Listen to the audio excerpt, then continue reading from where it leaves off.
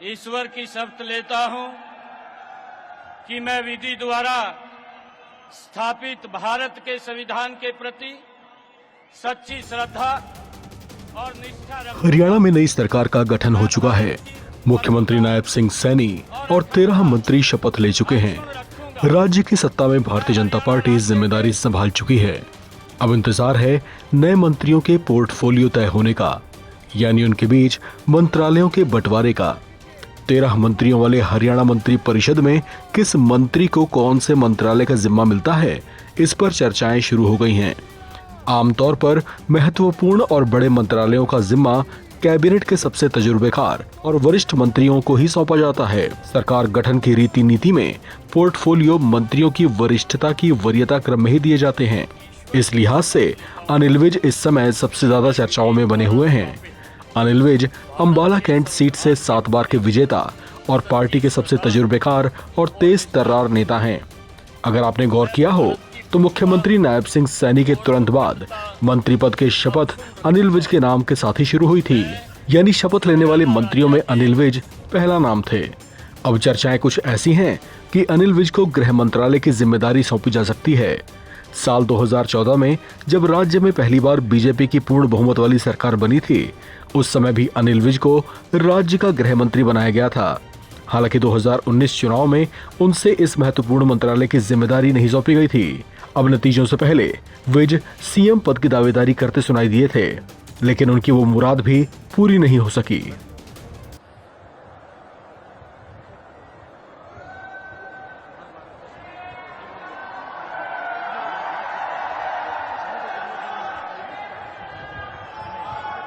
कहीं ना कहीं आपका भी चेहरा था मुख्यमंत्री के तौर पर, उसको किस तरह से देखते हैं? भैया मैंने कभी नहीं कहा कि मैं मुख्यमंत्री बनना चाहता हूँ।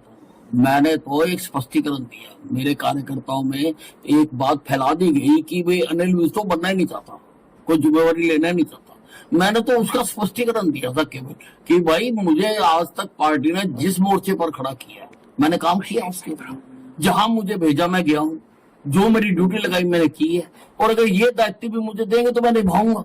मैंने चाहा नहीं, अगर चाहा होता तो आज तो मैं कंबल लेके लेटा हुआ होता। कांग्रेस कह रही है कि ईवीएम हैक हुई है, उसको किस तरह से देखते हैं? देखिए, अब हारने वाला जो फेल हो जाता है ना, वो कई प्रकार के रोने लगता है। कई बार तो कहता है कमरे में रोशनी कम थी, कभी कहता मेरी शाही गिर गई थी, कभी कहता रास्ते में मेरी साइकिल पंक्चर हो गई थी, कभी कहता रेड लाइट हो गई। तो ये रोने के अलग अलग तरीके हैं। खास करके कांग्रेस के हुड्डा साहब को क्या मैसेज देना चाहेंगे जी? देखिए ऐसा, अगर मैं एक छोटा सा कार्यकर्ता, 120 सीट का चुनाव का समय था, हर मुकाम पर मैंने कहा कि तीसरी बार भारतीय जनता पार्टी बिना किसी के समर्थन के और सहयोग के सरकार बनाएगी, जो कि सच भी साबित हुआ। अगर मैं देख सकता हूं तो ये क्यों नहीं देख सकता? क्योंकि ये जनता में रहते ही नहीं, हम जनता में रहते हैं, हमें जनता की नब्ज देखनी आती है और इनको जनता की नब्ज नहीं पता।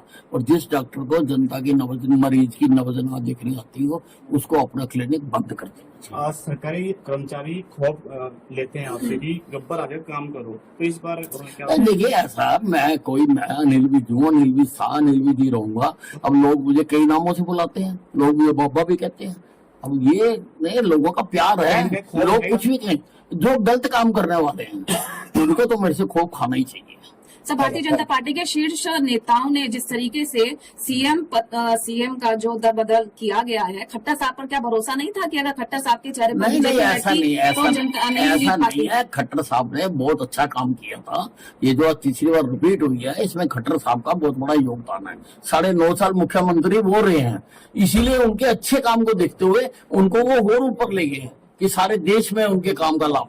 सर, आखिरी सवाल सर, मैनिफेस्टो में जैसे 20 पॉइंट दिए गए, सबसे पहले अब जैसे कल से आपका कार्यकाल शुरू हो जाएगा, मतलब सबसे पहले फर्स्ट टाइम महीने 2 महीने में क्या होगा? ये सारे जो हमने कहा है हम वो करते हैं। आप देखिए, नौकरी का कहा था, सारों को जारी कर दिया ना लेटर हमने, तो हम जो कहते हैं वो करते हैं। हम वो करने वाली सरकार है, इसलिए लोग हमें लाए।